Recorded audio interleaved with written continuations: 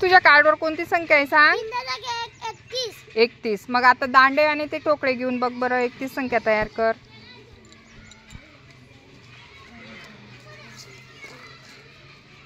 3 दशक आणि 1 सुटा.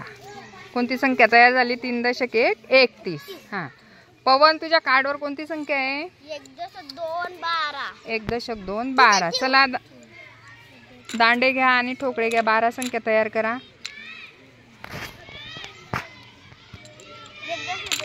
1 दशक 2 12. सचिन, तुझ्या कार्डवर कोणती संख्या आहे? 1 दशक 6 16. ते उचलून घे पवन, आधीच उचल. हां 1 दशक आणि सुटे 6. हम्म हम्म हम्म हम्म हम्म 6. कोणती संख्या तयार झाली? 1 दशक 6